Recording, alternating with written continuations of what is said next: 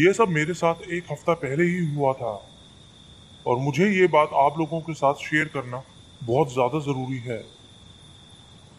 एक हफ्ता पहले हम फैमिली के किसी काम से दूसरे शहर में गए थे। मैं उस शहर का नाम तो नहीं बता सकता, लेकिन वो एक छोटा सा शहर है और हमें वहाँ 2 रातों तक रुकना था। इसीलिए रुकने के लिए पापा ने एक सस्ते से होटल में कमरा ले लिया था। वो होटल इस तरह का था कि उसके सारे कमरे बाहर की तरफ थे। पहले दिन जब हम वहां पहुंचे तो उस दिन हम सुबह 5 बजे से जगे हुए थे और बहुत लंबा सफर तय करने के बाद वहां पहुंचे थे। और होटल पहुंचते पहुंचते हम बहुत ज्यादा थक गए थे। होटल पहुंचकर हमने डिनर किया, तब तक 10 बज गए थे। पापा तो इतना ज्यादा थक गए थे कि बेड पर लेटते ही सो गए, कपड़े भी चेंज नहीं किए। लेकिन मुझे लेटते ही नींद नहीं आती, थोड़ा टाइम लगता है सोने में। फिर करीब रात के 11:30 बजे मुझे भी नींद आना शुरू हो गई। मैं बस गहरी नींद में जाने ही वाला था कि तभी मुझे दरवाजा खोलने की आवाज सुनाई दी। मैं नींद में ही उठ के बैठ गया। बैठा तो देखा कि दरवाजे का हैंडल घूम रहा है। कोई हमारा दरवाजा खोलने की कोशिश कर रहा था। हमारा दरवाजा अंदर से बंद था, इसीलिए खुल नहीं सकता था। ऊपर से मैं भी बहुत ज्यादा थका हुआ और नींद में था। मुझे लगा शायद कोई गलती से इसे अपने कमरे का दरवाजा समझकर खोलने की कोशिश कर रहा है। मैंने ज्यादा ध्यान नहीं दिया और वापस से सो गया। उसके बाद मुझे ठीक से तो याद नहीं, लेकिन मैंने 2-3 बार और दरवाजे का हैंडल घूमने की आवाज सुनी थी। फिर अगली सुबह हम जल्दी उठ गए क्योंकि हमें काम से जाना था। रात वाली बात सोच के मैं मन ही मन हंस रहा था। रूम से निकलने से पहले हमने खिड़की का पर्दा हटा दिया था, जिससे कि होटल की सफाई करने वाले स्टाफ को पता चल जाए कि इस रूम की भी सफाई होनी है और वो कमरे के अंदर आकर सफाई कर लें। फिर रात में वापस आते आते हमें 11 बज गए थे। वापस पहुंचे तो देखा कि खिड़की का पर्दा बंद था। हमें लगा कमरे की सफाई हो चुकी होगी, लेकिन अंदर आकर देखा तो कमरा बिल्कुल वैसा का वैसा था, कोई सफाई नहीं हुई थी। पापा नाराज होते हुए नीचे रिसेप्शन पर गए तो उन्होंने बताया कि वो लोग ऐसे सफाई नहीं करते। कमरे की सफाई तभी की जाती है जब सफाई के लिए बोला जाता है। इसका मतलब हमारे कमरे में कोई नहीं आया था, लेकिन फिर भी खिड़की पर पर्दा हो रखा था, जो कि बहुत अजीब था। मैंने पापा को रात वाली बात बताई कि कैसे मुझे रात में दरवाजा छेड़ने की आवाज सुनाई दी थी। वो होटल बड़ा तो बहुत था, लेकिन उसमें हमारे अलावा सिर्फ 2 और कमरों में ही लोग रुके थे, बाकी सब कमरे खाली थे। इसका मतलब कि कोई गलती से हमारे दरवाजे को खोलने की कोशिश करे, इसके चांस बहुत कम थे। खैर, हमने फिर भी ज्यादा ध्यान नहीं दिया और सोने के लिए लेट गए। पापा फिर से जल्दी सो गए। मैं भी बेड पे ही लेटा हुआ था और करीब आधे घंटे बाद ही मुझे फिर से दरवाजा खोलने की आवाज सुनाई दी। पापा सो तो गए थे, लेकिन गहरी नींद में नहीं थे और मेरे उठते ही पापा भी उठ गए। मैंने पापा को बताया कि फिर से किसी ने हमारे दरवाजे को छेड़ा है, लेकिन पापा शायद या तो बहुत ज्यादा थक चुके थे या फिर उनको लगा कि मैं उनके साथ मजाक कर रहा हूँ। उन्होंने ज्यादा ध्यान नहीं दिया और वापस लेट गए और लेटते ही सो गए। उनके सोते ही दरवाजे का हैंडल फिर से घूमने लगा। मैं उठा और बाथरूम की लाइट जला दी, जिससे कि कमरे में कुछ रोशनी हो जाए। दरवाजे का हैंडल लगातार घूमे जा रहा था, जैसे कि कोई बहुत ही ज्यादा कोशिश कर रहा था दरवाजे को खोलने की। सच बताऊं तो उस वक्त मैं थोड़ा डर गया था। मैंने दरवाजे के छेद में से बाहर देखने का फैसला किया, ये देखने के लिए कि आखिर कौन पागल इंसान हमारा दरवाजा खोलने की कोशिश कर रहा है। पापा अभी भी खर्राटे मार के सो रहे थे। मुझे यकीन था कि कोई नशे में ही ऐसा कर रहा होगा। मैंने पर्दा साइड किया और दरवाजे में लगे पीक होल से बाहर देखने लगा, लेकिन बाहर तो कोई भी नहीं था।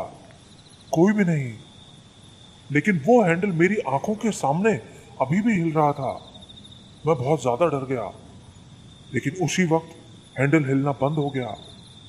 लेकिन फिर तभी दरवाजे की दूसरी तरफ से किसी के दरवाजा पीटने की आवाज आने लगी, ठीक मेरे चेहरे के सामने से। मैंने अपनी चीख निकलते निकलते रोकी थी। मैं भाग के अपने बेड पर आ गया। मुझे तो कुछ समझ ही नहीं आ रहा था कि क्या करूं। सुकून सिर्फ इस बात का था कि मुझे लग रहा था कि वो जो कुछ भी है कमरे के बाहर है और अंदर नहीं आ सकता। मैं अपने बेड पर लेटा था। लेटे लेटे कब आंख लग गई पता नहीं चला। फिर करीब 2 बजे अचानक मेरी आंख खुल गई। लेकिन इस बार कोई आवाज नहीं आ रही थी, बल्कि इस बार तो कमरे में बहुत ही ज्यादा सन्नाटा था। कमरे में एक अजीब सा भारीपन आ चुका था। मैंने उठ के अपने चारों तरफ भी देखा, लेकिन कमरे में कुछ भी अजीब नहीं था। उसके बाद मैं फिर से कई देर तक बैठा रहा और बैठे बैठे फिर से मेरी आंख लग गई। अगली सुबह उठने के कुछ देर बाद ही हमने वो कमरा खाली कर दिया और अपने घर वापस निकल गए। मैंने ये बात अपने पापा को नहीं बताई थी, लेकिन मुझे पक्का यकीन है कि उस रात हमारे कमरे में जरूर कोई भूत आया था।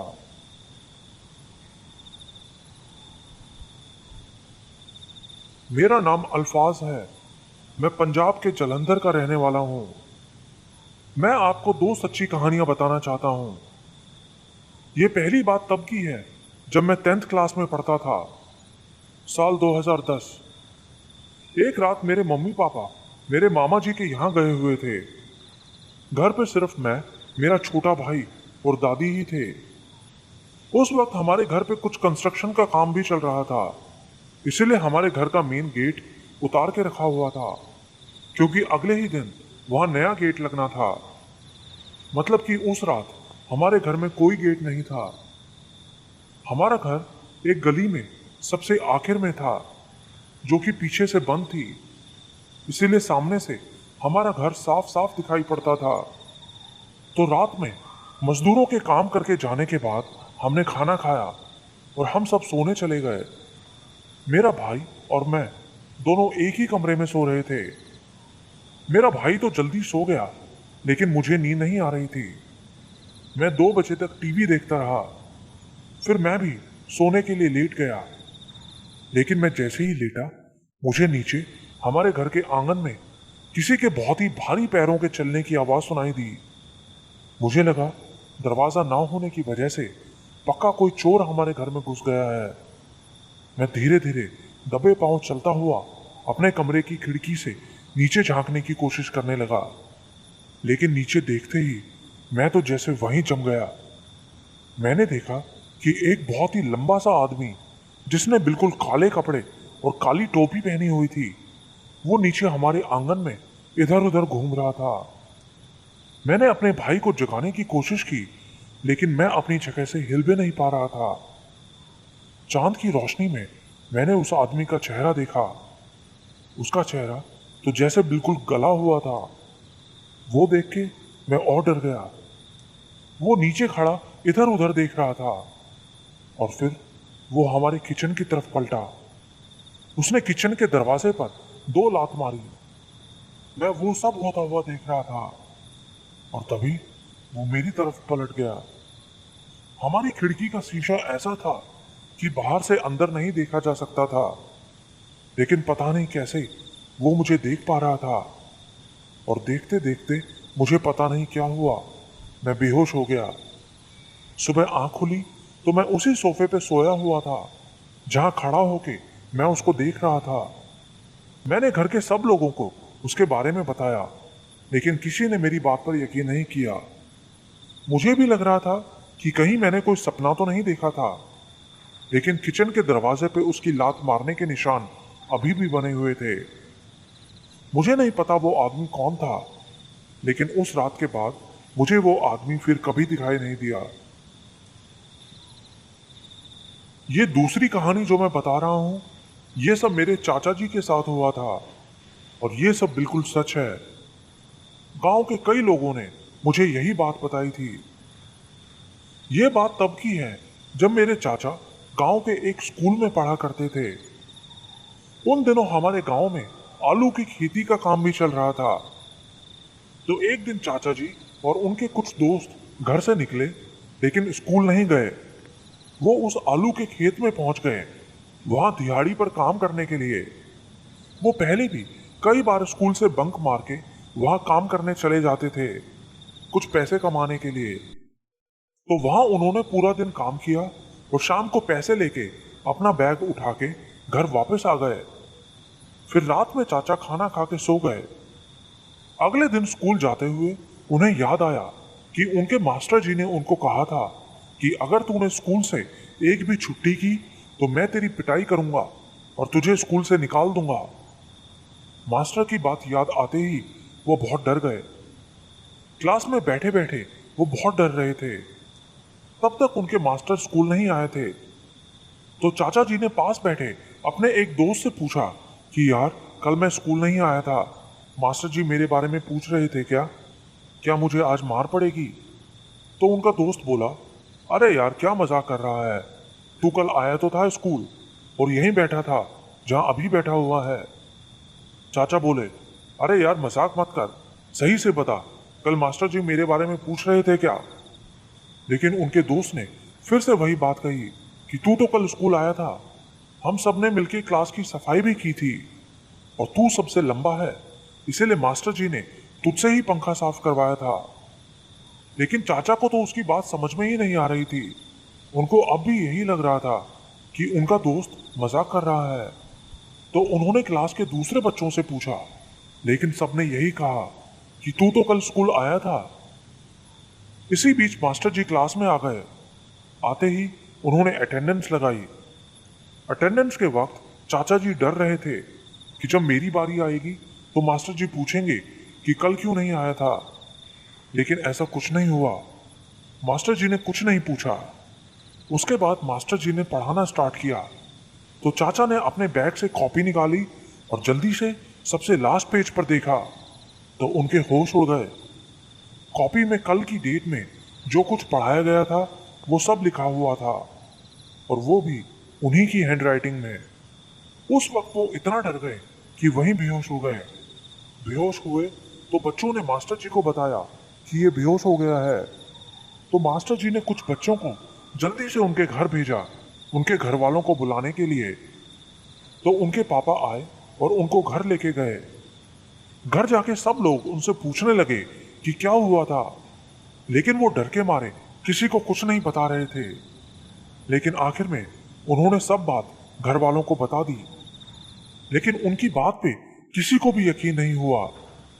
तो दादाजी ने खुद उस आलू के खेत में जाके पता किया, तो पता चला कि वो सच में कल वहां आए थे काम करने के लिए।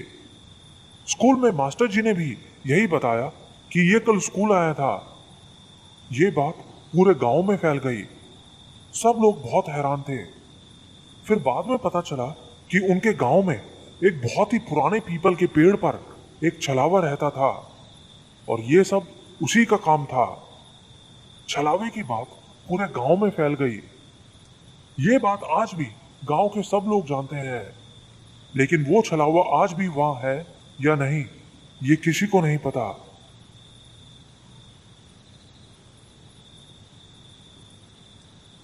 मेरा नाम आदित्य है। मैं जो कहानी आपको बता रहा हूं, ये आज से 2 साल पहले की है, जब मैं अपनी गर्मियों की छुट्टियों में गांव में अपने चाचा जी के यहाँ गया था। उनके 2 बेटे थे और उनकी भी तब छुट्टियां पड़ी हुई थी।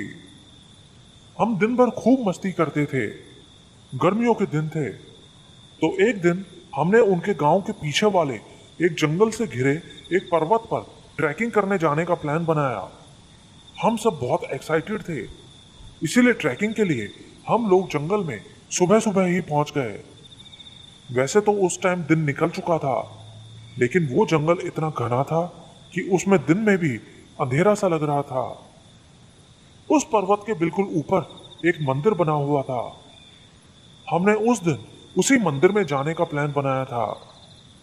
धीरे धीरे हमने चढ़ाई शुरू की, लेकिन ऊपर जाते हुए हमें कुछ ही देर हुई थी कि हमने नोटिस किया कि बीच बीच में हमें किसी औरत के हंसने की आवाज आ रही थी। हमें लगा शायद जंगल में से किसी जानवर की आवाज आ रही होगी।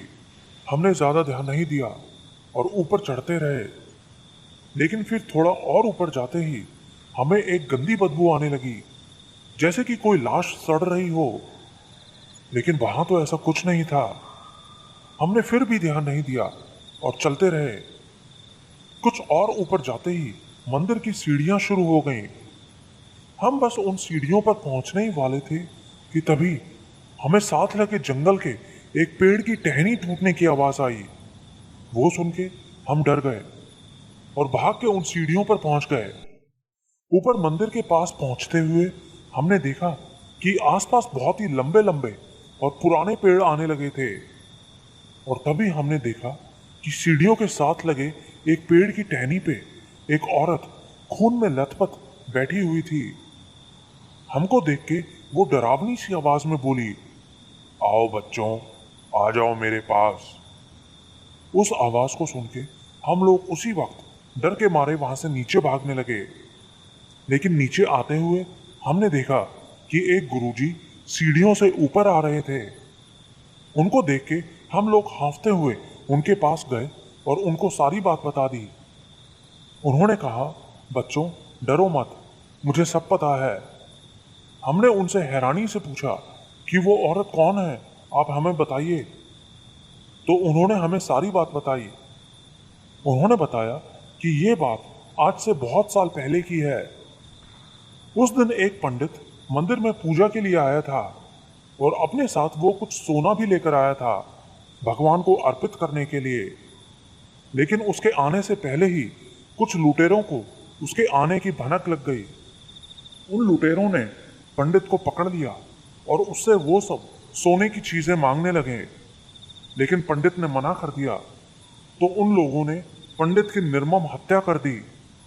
लेकिन जब उन लोगों ने पंडित की हत्या की थी तब ये सब होता हुआ एक औरत ने भी देख लिया था।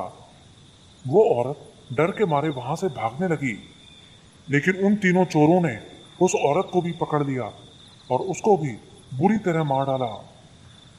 उस दिन के बाद से उस औरत की आत्मा उसी जगह भटकने लगी और जो भी मंदिर में सुबह 7 बजे से पहले आता है वो उसको मार देती है, क्योंकि उसकी मौत भी सुबह 7 बजे से पहले हुई थी। इसीलिए मैं भी मंदिर में पूजा करने के लिए 7 बजे के बाद ही जाता हूँ। वो तो अच्छा हुआ कि तुम्हारे साथ कोई अच्छी शक्ति है, इसीलिए तुम लोग यहाँ 7 बजे से पहले आकर भी बच गए। उसके बाद हम लोग अपने घर वापस आ गए और फिर कभी उस पर्वत पर वापस नहीं गए।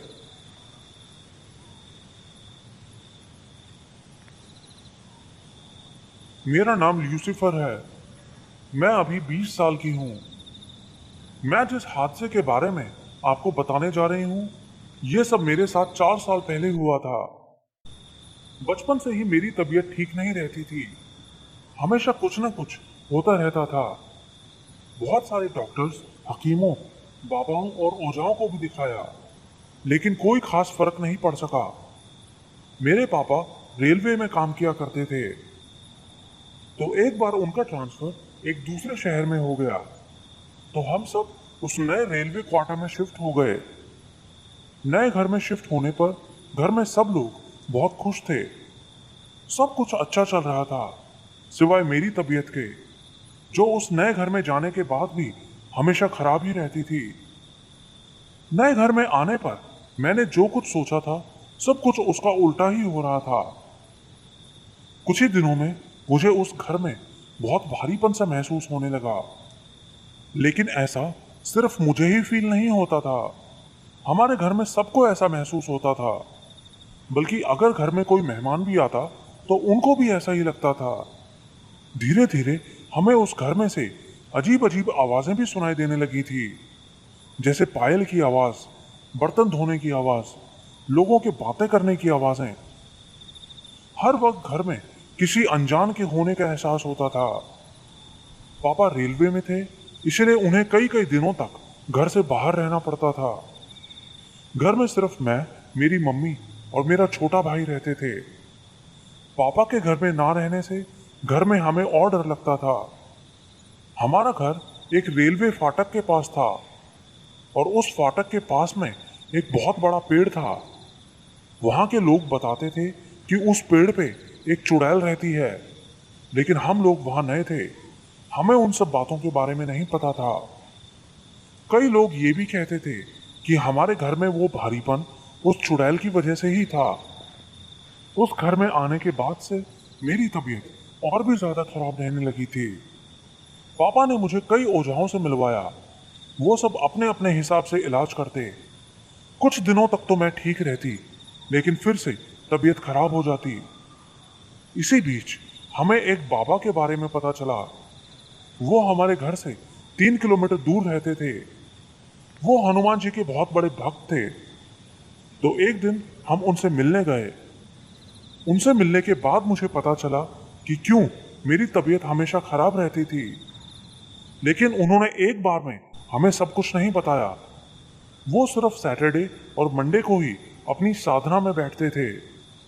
हम उनसे हर सैटरडे और मंडे को मिलने जाते और तब उन्होंने हमें सारी बात बताई। उन्होंने मुझे बताया कि तुम्हारे पापा के 3 भाई और 5 बहनें थी, लेकिन मुझे तो मेरे पापा ने हमेशा यही बताया था कि वो 2 भाई और 4 बहनें हैं। बाबा ने बताया कि तुम्हारे पापा के भाई की मौत उनकी माँ के पेट में ही हो गई थी, जबकि उनकी बहन की मौत बिना किसी कारण हुई थी। बाबा ने बताया कि उन दोनों की आत्माएं ही मुझे बचपन से परेशान कर रही थी। बल्कि वो दोनों ही नहीं, मेरे पापा के दादाजी की आत्मा भी मुझे परेशान कर रही थी। और ये सब हमें इसलिए परेशान कर रहे थे क्योंकि हम लोगों ने उन तीनों का विधि पूर्वक पिंडदान नहीं किया था। तो बाबा ने मेरे पापा को एक विधि बताई। उन्होंने पापा को एक लाल कपड़ा दिया और कहा कि उसमें जवार भर के कुछ मंत्र पढ़ते हुए उसे किसी मंदिर में रखना है, और ऐसा उनको 26 दिनों तक करना था। लेकिन उस दिन से हमारे वो 26 दिन बहुत ही मुश्किल से गुजरे। वो सभी आत्माएं मुझे बहुत ज्यादा परेशान करने लगी थी। कभी अचानक से मेरे सामने आ जाते तो कभी अचानक से मेरे कानों में आवाज देने लगते, बोलते उस लाल कपड़े से जवार निकाल लो। मैंने ये बात बाबा को बताई तो बाबा ने हमें कुछ भभूति दी, जिससे मुझे थोड़ा आराम मिला। लेकिन कुछ दिन बाद वो फिर से मुझे सताने लगे। वो 26 दिन मेरे लिए बिल्कुल कयामत की तरह थे। 26 दिन बाद वो बाबा हमारे घर आए और हमारे घर में बहुत बड़ी पूजा की और उस लाल कपड़े को लेकर चले गए। उस दिन के बाद से मेरी तबीयत ठीक हो गई। घर में भी जो मनुष्य छाई रहती थी वो सब भी बिल्कुल ठीक हो गया।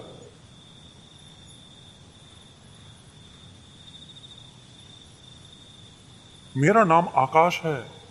मैं गुजरात के मेहसाणा का रहने वाला हूँ। मैं जो बात आपको बता रहा हूँ ये बिल्कुल सच है। ये 2004 की बात है। मैं तब 8th क्लास में पढ़ता था। ये सब असल में मेरे मामा के परिवार के साथ हुआ था, लेकिन हम लोगों ने भी इसको महसूस किया था। मेरे मामा एक गांव में टीचर हुआ करते थे। उनका लड़का तब एक मेडिकल कॉलेज में पढ़ाई कर रहा था, तो वो उसकी पढ़ाई के लिए मेहसाणा में जहाँ उसका कॉलेज था वहीं शिफ्ट हो गए। वहाँ उन्होंने एक बड़ा सा 2 मंजिला मकान किराए पर ले लिया। मैं भी गर्मियों की छुट्टियों में अपने मामा के यहाँ जाया करता था। तो पहली बार जब मैं और मेरी मम्मी मामा के उस घर में गए तो हमने देखा कि वो घर तो बहुत ही आलीशान था। हम दोनों दोपहर में मामा के घर पहुंचे थे। उसके बाद हम सब ने खाना खाया और फिर टीवी पे मूवी देखने लगे। मेरी मम्मी और मामा की लड़की दोनों गैलरी में बर्तन साफ कर रही थी। मैं अंदर कुर्सी पे बैठा था और मेरे मामा मामी और उनका लड़का बेड पे बैठे थे। उनके कमरे के साइड में जहाँ गैलरी पड़ती थी वहाँ एक खिड़की भी थी जो थोड़ी धुंधली सी थी। मूवी देखते देखते मैंने देखा कि एक औरत उस खिड़की के बाहर साइड में मुंह करके खड़ी थी। उसके बाल बिल्कुल बिखरे हुए थे और वहां खड़ी वो बिल्कुल भी हिल नहीं रही थी। साथ ही बता दूं कि उस वक्त तक मामा जी तक को नहीं पता था कि उनके घर में कुछ गड़बड़ है। मैंने उस पर ज्यादा ध्यान नहीं दिया और बस मूवी देखने लगा। धीरे धीरे वो घर जितना आलीशान था, मुझे उतना ही डरावना और मनहूस लगने लगा। घर के अंदर अगर लाइट ना जलाओ तो दिन में भी अंधेरा छाया रहता था। किचन के साथ में एक सीढ़ी थी जो सीधा ऊपर दूसरी मंजिल पर जाती थी। उन सीढ़ियों के पास एक अजीब सा पुतला रखा हुआ था जिसको देख के कोई भी डर जाए। फिर उसी शाम मैं कमरे में अकेला टीवी देख रहा था। घर के बाकी सब लोग बाहर बैठे हुए थे। अचानक से मुझे बहुत डर लगने लगा। मैं टीवी के बिल्कुल सामने कुर्सी पर बैठा हुआ था। सामने 2 कमरे छोड़ के बाहर का दरवाजा था जहां बाकी सब लोग बैठे हुए थे। टीवी के बिल्कुल बगल में ही वो सीढ़ियां थी जहां वो पुतला रखा हुआ था। मैं टीवी देख ही रहा था कि तभी मुझे उन सीढ़ियों से किसी के नीचे उतरने की आवाज आई, लेकिन वो बहुत ही भारी कदमों की आवाज लग रही थी। मुझे लगा शायद मेरे मामा का लड़का होगा, लेकिन तभी मुझे याद आया कि वो तो मेरे सामने बाहर गया था। और तभी मुझे किसी औरत के हल्के हल्के गुनगुनाने की आवाज सुनाई दी। मैं बहुत डर गया और उसी वक्त भाग के बाहर चला गया, लेकिन मैंने किसी को कुछ नहीं बताया। फिर अगले ही दिन मैं और मेरी मम्मी अपने घर वापस आ गए, लेकिन कुछ दिनों बाद ही हमें पता चला कि मामा के घर में कुछ अजीब अजीब चीजें हो रही हैं। मामी ने मम्मी को फोन करके बताया कि जब वो कपड़े सुखाने के लिए बाहर जाती हैं तो घर में कोई ना होने के बावजूद अंदर से कई सारे बर्तन एक साथ गिरने की आवाजें आती हैं। वो आवाजें मामी और उनकी लड़की दोनों ने सुनी थी, लेकिन घर के अंदर जाने पर सारे बर्तन ठीक से रखे मिलते हैं। मामी ने बताया कि फ्रिज दिन में कई बार अपने आप स्विच ऑफ हो जाता है। फिर एक बार रात में जब मामी पानी पीने के लिए किचन में गई तो उनको अपने चौक में किसी औरत के कपड़े धोने और हल्के हल्के गुनगुनाने की आवाज सुनाई दी। उस वक्त रात के 3:30 बज रहे थे। वो आवाज सुन के मामी बहुत डर गई और जल्दी से अपने बेड पे आके सो गई। अगले दिन मामी ने सारी बात मामा को बता दी, लेकिन मामा इन सब चीजों में बिल्कुल विश्वास नहीं करते थे। उन्होंने ये सब उनका वहम समझ के टाल दिया, लेकिन ये उनकी बहुत बड़ी गलती थी। उसके 2-3 दिन बाद मेरी मौसी की लड़की मामा के यहाँ गई हुई थी, तो रात में वो और मामा की लड़की दोनों दूसरी मंजिल वाले कमरे में सो रहे थे। फिर रात 2 बजे अचानक उन्हें कमरे का दरवाजा खुलने की आवाज आई। मेरे मामा की लड़की उस वक्त जग रही थी, लेकिन उसने अपनी आंखें बंद रखी। उसने महसूस किया कि कोई दबे पांव उसके पास आ रहा है। उसने आंखें नहीं खोली, बस चुपचाप लेटी रही। लेकिन कुछ देर बाद उसने महसूस किया कि किसी ने उसका हाथ पकड़ लिया है। उसने हिम्मत करके आंख खोली तो देखा कि एक औरत उसका हाथ पकड़े उसके बेड के पास खड़ी थी और उसको देख के हंस रही थी। वो देख के उसकी तो जैसे जान ही निकल गई। वो जोर से चीखी तो उसके पास सोई मौसी की लड़की भी जाग गई, लेकिन वो औरत तब तक वहां से गायब हो चुकी थी। वो दोनों भाग के जल्दी से नीचे आ गए। उसकी चीख सुनकर बाकी सब लोग भी जाग चुके थे। उसके बाद किसी को नींद नहीं आई। अगले दिन मामा की लड़की मामा से वो घर छोड़ के कहीं और शिफ्ट होने की जिद करने लगी, लेकिन मामा नहीं माने, क्योंकि उनको वो इतना बड़ा घर बहुत ही कम किराए पर मिल गया था। फिर कुछ दिन बाद पड़ोस में रहने वाले एक बुजुर्ग से मामी जी की मुलाकात हुई, तो वो मामी से बोले कि आप लोग बहुत किस्मत वाले हो जो उस औरत ने अभी तक आपके घर में किसी को कोई नुकसान नहीं पहुंचाया है। मामी ने पूछा कौन औरत, तो उन्होंने बताया कि आज से 4 साल पहले एक औरत अपने पति और बेटे के साथ उस घर में रहा करती थी, लेकिन उसके और उसके पति के बीच बहुत लड़ाई झगड़ा रहता था। एक दिन उनका झगड़ा इतना बढ़ गया कि उस औरत ने पास वाली रेलवे लाइन पे जाके सुसाइड कर लिया। फिर उसके 1 महीने बाद ही उसके पति ने वो घर बेच दिया, लेकिन उसके बाद जो भी इस घर में रहने आया वो यहाँ 1 या 2 महीने से ज्यादा नहीं रुक सका। इस एरिया में सबको इस घर के बारे में पता है, इसलिए यहाँ कोई ये घर नहीं खरीदता। उन्होंने बताया कि रात में जब भी ट्रेन यहाँ आती है तो कुत्ते ट्रेन को देख के भौंकने लगते हैं और जोर जोर से रोने लगते हैं। उनकी बात सुन के मामी बहुत डर गई। मामी ने उनसे कहा कि आप ही उनको समझाइए कि वो ये घर खाली कर दें। तो उन्होंने मामा को समझाया भी, लेकिन मामा नहीं माने। लेकिन फिर उसी रात में मामा ऊपर वाले कमरे में शेविंग कर रहे थे। तभी उन्हें बाहर गैलरी में किसी के पायल पहन के चलने की आवाज सुनाई दी। उनको लगा उनकी बेटी होगी। उन्होंने ध्यान नहीं दिया, लेकिन फिर तभी उनको किसी औरत के जोर जोर से हंसने की आवाज आने लगी। मामा ने आवाज लगा के पूछा, कौन है बाहर? लेकिन कोई आवाज नहीं आई। फिर मामा ने खिड़की खोल के देखा तो उनके होश उड़ गए। उन्होंने देखा कि एक औरत जिसके पूरे शरीर में बहुत चोटें लगी हुई थी, वो बाहर खड़ी थी। वो मामा से गुस्से से बोली, नहीं मानेगा तू, नहीं मानेगा ऐसे। बस मामा ने इतना ही सुना था कि उसी वक्त भागते हुए नीचे गए और मामी से बोले कि अब हम यहाँ नहीं रुकेंगे। मामा ने सारी बात सबको बताई तो सब लोग डर गए, लेकिन वो रात का टाइम था। उस वक्त वो लोग कहीं नहीं जा सकते थे। वो रात उनको उसी घर में बितानी थी। लेकिन थोड़ी देर बाद ही मामा को बहुत तेज बुखार आ गया। पूरी रात उस औरत के गुनगुनाने, सीढ़ियों पे चलने और बर्तन गिरने की आवाजें उनको आती रहीं। मामा पूरी रात हनुमान जी का नाम लेते रहे। किसी तरह उन्होंने वो रात बिताई और अगले ही दिन उन्होंने वो घर खाली कर दिया।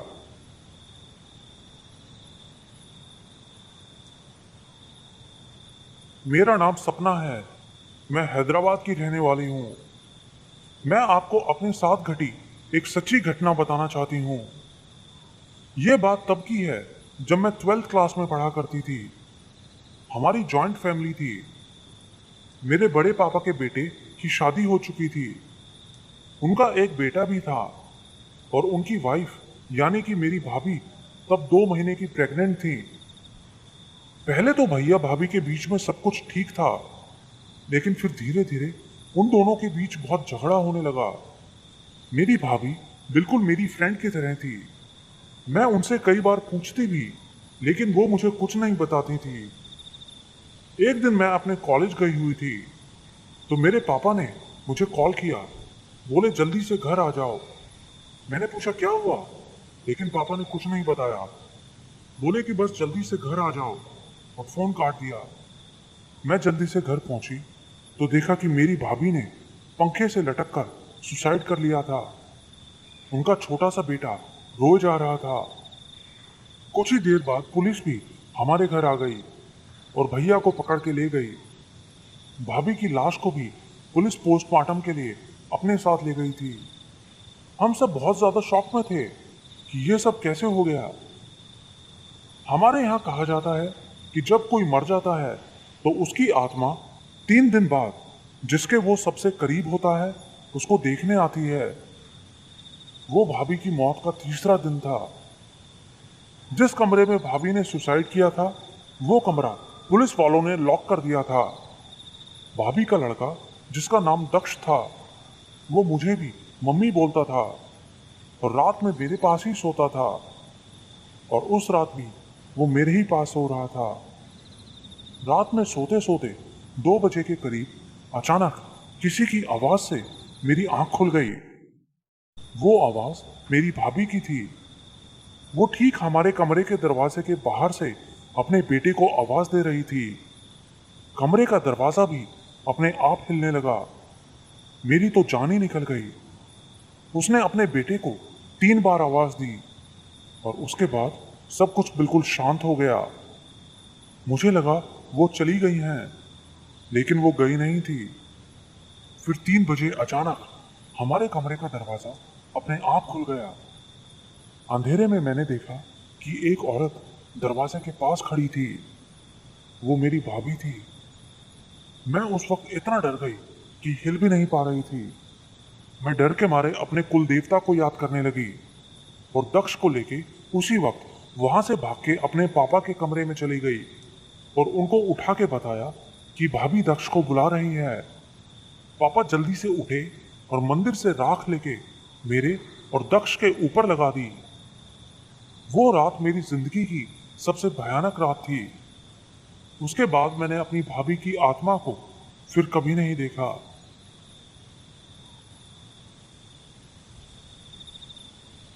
मेरा नाम मनीष शर्मा है। मैं दशमेश नगर का रहने वाला हूँ। अभी कुछ दिन पहले मेरे भैया के ऑफिस में कुछ ज्यादा काम आ गया था, जिसकी वजह से उन्हें निकलते निकलते रात के 10 बज गए। साथ में उनका रूममेट भी था। दोनों बाइक से घर आ रहे थे। भैया पीछे बैठे हुए थे। जिस रास्ते से वो लोग आ रहे थे वहां बीच में एक जगह एक कॉलेज पड़ता था। तो जब वो दोनों उस कॉलेज के सामने से निकल रहे थे तभी भैया को पीछे से आवाज आई, रुको, मुझे भी लेके चलो। भैया ने पीछे मुड़ के देखा लेकिन पीछे कोई नहीं था। भैया ने सोचा उनका वहम होगा, लेकिन 2 सेकंड बाद भैया को फिर से वही आवाज आई। इस बार वो भैया को गाली देके बोला, मुझे भी साथ लेके चलो। भैया ने उस वक्त तो अपने दोस्त से कुछ नहीं कहा, लेकिन घर आके उससे पूछा तो उसने बताया कि उसे तो कोई आवाज सुनाई नहीं दी थी। भैया ने भी फिर उस बात पर ज्यादा ध्यान नहीं दिया और उसके बारे में भूल गए। फिर उसके कुछ दिन बाद एक दिन भैया के ऑफिस का एक लड़का कई दिनों की छुट्टी के बाद ऑफिस आया। तो भैया ने उससे पूछा कि तुम ऑफिस क्यों नहीं आ रहे थे। वो लड़का भी उसी कॉलेज वाले रास्ते से ही अपने घर जाया करता था। तो उसने भैया को बताया कि सर, जब मैं रात में घर जा रहा था तो उस कॉलेज के पास किसी ने मुझे पीछे से आवाज दी, बोला रुको, मुझे भी साथ ले चलो। वो आवाज सुन के मैंने बाइक रोक ली और चारों तरफ देखा, लेकिन वहां कोई नहीं था। लेकिन जब मैंने फिर से बाइक स्टार्ट की तो बाइक स्टार्ट ही नहीं हो रही थी। लेकिन कुछ देर बाद बाइक अपने आप स्टार्ट हो गई, लेकिन बाइक संभल ही नहीं रही थी। ऐसा लग रहा था जैसे बाइक के पीछे कोई बहुत ही भारी वेट रखा हो। मैं जैसे तैसे घर पहुंचा, लेकिन घर पहुंचते ही मुझे बहुत तेज बुखार आ गया। मैं कई दिनों तक बीमार रहा। डॉक्टर्स की दवाई का भी कोई असर नहीं हो रहा था। तो मेरे घर वालों ने मुझे एक बाबा को दिखाया। उन्होंने मुझे एक धागा बांधने को दिया और तब जाके मैं ठीक हुआ। उस बाबा ने बताया कि मेरे ऊपर कोई ऊपरी हवा आ गई थी। उस लड़के को वो आवाज बिल्कुल उसी जगह सुनाई दी थी जहां भैया को सुनी थी। अच्छा हुआ उस दिन बाइक उनका दोस्त चला रहा था, इसलिए उसने बाइक नहीं रोकी, नहीं तो वो सब उनके साथ भी हो सकता था।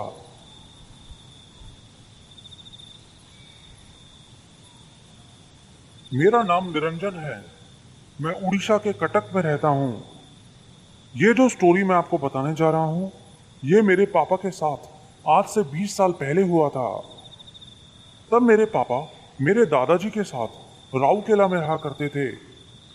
वहाँ दादाजी को एक नया क्वार्टर मिला था रहने के लिए, लेकिन उन लोगों के उस घर में जाते ही उनके साथ अजीब अजीब चीजें होने लगी।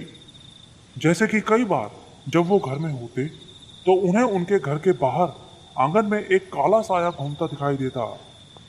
रात में कोई अचानक से उनका दरवाजा खटखटाने लगता, लेकिन दरवाजा खोल के देखते तो कोई नहीं होता। धीरे धीरे ये सब रोज की बात होने लगी। फिर ऐसे ही एक शाम पापा को वो काला साया बाहर घूमता दिखाई दिया तो वो उसके पास गए, लेकिन उसके पास जाते ही किसी ने उनका गला पकड़ के उनको उठा के पटक दिया। उनके सिर पर बहुत चोट आई। फिर शाम को जब मेरे दादाजी घर पे आए तो मेरी दादी ने उनको सारी बात बताई। वैसे तो मेरे दादाजी भी झाड़ फूंक और मंत्र वगैरह जानते थे, लेकिन उस चीज को काबू करना उनके बस के बाहर था। तो एक दिन दादाजी ने एक बाबा को घर पे बुलाया।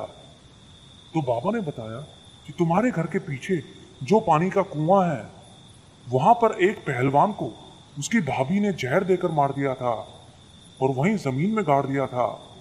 ये उसी पहलवान की आत्मा है और वो बहुत ताकतवर है। फिर उस बाबा ने पूरे घर को अपने मंत्रों से बांध दिया और कहा कि कोई भी रात में अकेले छत पर ना सोए। उसके बाद घर में सब कुछ ठीक हो गया। फिर 4 साल बाद मेरे दादाजी रिटायर हो गए थे और सामान लेके अपने गांव गए हुए थे। उस रात मेरे पापा उस घर में अकेले थे क्योंकि उनको बाकी का सामान लेके अगले दिन गांव जाना था। और उसी दिन मकान से बिजली का कनेक्शन भी कट गया था। तो रात में घर पे लाइट ना होने की वजह से पापा ऊपर छत पे सोने चले गए। बाबा की वो बात कि किसी को छत पे अकेले नहीं जाना है पापा को याद ही नहीं रही। फिर रात में जब पापा छत पे सो रहे थे तो उनको महसूस हुआ कि उनकी छाती भारी होती जा रही है, जैसे कि उनके ऊपर वजन पड़ रहा हो। उन्होंने आंख खोली तो देखा कि कोई आदमी उनके सीने पे बैठा उनका गला दबा रहा है। उसको देख के पापा बहुत डर गए और जोर जोर से भगवान को याद करने लगे। मेरे पापा काली माँ को बहुत मानते हैं। उन्होंने काली माँ का नाम लिया तो वो आदमी उसी वक्त उनसे दूर जाके खड़ा हो गया। पापा उसी वक्त वहां से भाग के नीचे आ गए और भगवान की एक फोटो के पास बैठ के रोने लगे। फिर सुबह होते ही पापा सामान लेकर गांव चले गए।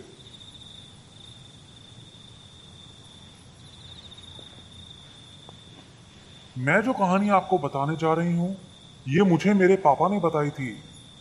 ये 1975 की बात है। मेरे पापा तब 10 साल के थे। तब पापा की 3 बड़ी बहनें, 3 बड़े भाई और एक छोटा भाई था। तो एक दिन वो सब भाई बहन स्कूल से आए तो आते ही पापा के 2 बड़े भाई और एक बहन के पेट में तेज दर्द होने लगा और कुछ ही देर बाद अचानक उन तीनों की मौत हो गई। अचानक से 3 बच्चों की मौत हो जाने से सब लोग सदमे में आ गए। सब लोग घर में बैठे रो रहे थे। मेरी छोटी बुआ जो वहीं बैठी हुई थी, अचानक से वो मेरी दादी के ऊपर चिल्लाने लगी। बोली, तू क्यों रो रही है? अभी तो बस तेरे 3 बच्चों को खाया है, आगे आगे देख तेरे पूरे परिवार को खा जाऊंगी। इतना बोल के मेरी बुआ नीचे गिर पड़ी। वो सुन के सब लोग परेशान हो गए। बुआ के अंदर वो कौन आई थी और उसने ऐसा क्यों बोला, ये पता करवाने के लिए वो लोग एक बाबा के पास गए। तो उस बाबा ने मेरे दादा दादी को देखते ही पूरी बात उनको बता दी।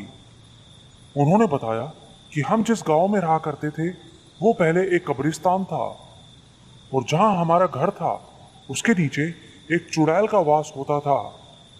जब भी उस चुड़ैल का मन करता तो वो बाहर आती और जिस भी घर की तरफ जाती वहां किसी को मार के खा जाती। तो दादी ने कहा कि हमारे पड़ोस में भी कुछ दिन पहले 3 लड़कों की मौत हुई थी। तो बाबा ने बताया कि उनको भी उसी चुड़ैल ने ही मारा था। तो दादी बाबा से बोली कि आप हमारी मदद कीजिए। लेकिन वो बाबा बोले कि मैं उस चुड़ैल को नहीं मार सकता, वो बहुत ताकतवर है, लेकिन मैं उसको कुछ दिनों तक रोक सकता हूँ। तब तक तुम लोग कहीं और से जल्दी से कोई उपाय ढूंढ लो। उसके बाद दादा दादी घर आ गए। फिर कुछ दिन बाद दादी के किसी पहचान वाले ने बताया कि वो एक औरत को जानते हैं जिसके अंदर खुद भगवान नरसिम्हा आते हैं और वो तुम्हारी मदद जरूर कर सकते हैं। तो अगले ही दिन मेरे दादा और दादी जी उस औरत के यहाँ चले गए और उनसे मदद मांगने लगे। तो वो उनकी मदद करने को तैयार हो गई।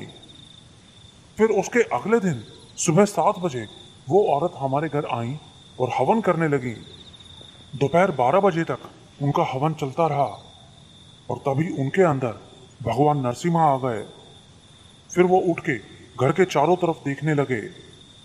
फिर उन्होंने हाथों में कुछ लिया और घर की दीवारों पर छिड़कने लगे। फिर उन्होंने हमको घर के बीचों बीच खुदाई करने को कहा। तो घर के और आसपास के कुछ लोग उस जगह को खोदने लगे और करीब 2 फीट खोदने के बाद उस जगह से एक अजीब सी आवाज आने लगी। चारों तरफ से गंदी बदबू भी आने लगी थी और उसी वक्त खुद नरसिम्हा भगवान उस गड्ढे में गए और अपने नाखूनों से जमीन को खोदने लगे।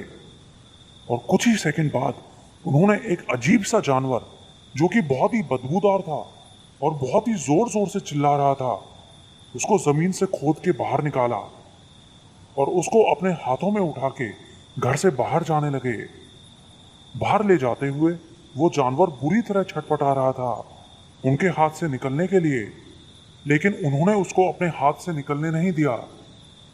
वो उसको कस के पकड़े हुए घर के पीछे गए और वहां रखी चंदन और तुलसी की लकड़ियों से उसको जला दिया।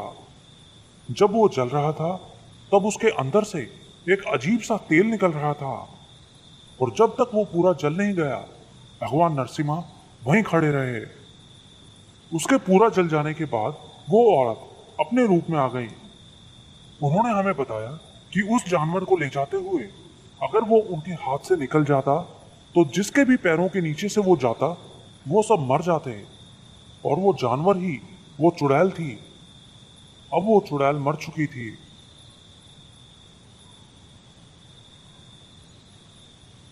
मैं उड़ीसा के बारगढ़ डिस्ट्रिक्ट से बिलोंग करती हूँ। वैसे तो मैं बचपन से ही भूत प्रेत जैसी चीजों में यकीन नहीं किया करती थी, लेकिन एक बार मेरी लाइफ में कुछ ऐसा हुआ जिससे मुझे इन सब चीजों पर यकीन हो गया। ये बात तब की है जब मैंने बाड़गढ़ के पास ही के एक इंस्टीट्यूट में नर्सिंग की ट्रेनिंग के लिए एडमिशन लिया था। वो 3 जनवरी का दिन था। मेरे पास हॉस्टल से कॉल आई कि मेरा एडमिशन हॉस्टल में हो गया है, तो मैं अपना सामान लेके हॉस्टल में चली गई। वो उस हॉस्टल में मेरा पहला ही दिन था। वहाँ अकेले रूम में बैठे मुझे घर की बहुत याद आ रही थी, इसलिए रात में मैं डिनर करने भी नहीं गई। बाकी सब लड़कियां डिनर करने गई हुई थी। उस वक्त हमारे फ्लोर पे मेरे अलावा बस एक और लड़की थी। पहले दिन ही मुझे ऐसा लग रहा था जैसे वहां मेरे अलावा कोई और भी है जो छिप छिप के मुझे देख रहा है, लेकिन मैंने उसको अपना वहम समझ के टाल दिया। लेकिन अगले दिन से ही हमारे साथ अजीब अजीब चीजें होना शुरू हो गया। अगले दिन शाम को बाकी सब लड़कियां हमारे सीनियर्स के पास गई हुई थी, लेकिन मैं और मेरी एक फ्रेंड नहीं गए थे। मेरी उस फ्रेंड को रात में दूध पी के सोने की आदत थी, तो हमारे हॉस्टल के एक भैया जो हमारे लिए बाहर का सब सामान लाते थे, हमने उनसे दूध मंगवा लिया।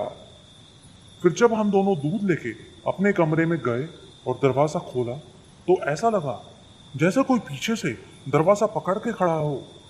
दरवाजा खुल ही नहीं रहा था। हम दोनों डर गए और जल्दी से उस भैया को आवाज मार के वहां बुलाया। भैया वहां आए तो बोले कि तुम लोग अभी इस रूम में मत जाओ, अभी तुम नीचे चले जाओ। हमने सोचा शायद हवा से वो दरवाजा नहीं खुल रहा होगा। हम नीचे चले गए और उस बात को भुला दिया। लेकिन फिर अगले ही दिन दोपहर में 2 लड़कियों के साथ बिल्कुल वैसा ही हुआ। उसके बाद से हम सबको लगने लगा था कि यहाँ पक्का कोई गड़बड़ है। हम सब ने शाम को पूजा करना शुरू कर दिया, लेकिन हम जब भी शाम को पूजा करते तो ऐसा लगता जैसे ऊपर कोई भाग रहा है। हमने कई बार अपनी टीचर से बात करने की भी कोशिश की, लेकिन वो हमेशा गुस्से में रहती थी। साथ ही हमने नोटिस किया कि जिस दिन भी वो हमें डांट लगाती उस दिन वो सब चीजें ज्यादा होती। हॉस्टल में हर समय एक अजीब सी मनुष्य छाई रहती थी। कुछ ही दिन बाद हॉस्टल के एक लड़की की तबीयत बहुत खराब हो गई। सब बताते थे कि उसे भूत ने पकड़ लिया था, और कुछ ही दिन बाद उसकी मौत हो गई। हमें अक्सर हॉस्टल के फ्लोर पर खून के फ्रेश धब्बे दिखाई देते। कई लड़कियों को रात में सोते हुए अचानक स्लीप पैरालिसिस हो जाता। ये सब कुछ हमने 1 साल तक झेला, लेकिन सेकेंड ईयर में जाते ही हमारे साथ वो सब कुछ होना बंद हो गया। लेकिन तब जो हमारी जूनियर्स थी उनके साथ ये सब होना शुरू हो गया। मुझे ये तो नहीं पता कि उस हॉस्टल में क्या था, लेकिन वहाँ ऐसा कुछ जरूर था जो सिर्फ फर्स्ट ईयर के स्टूडेंट्स को परेशान करता था।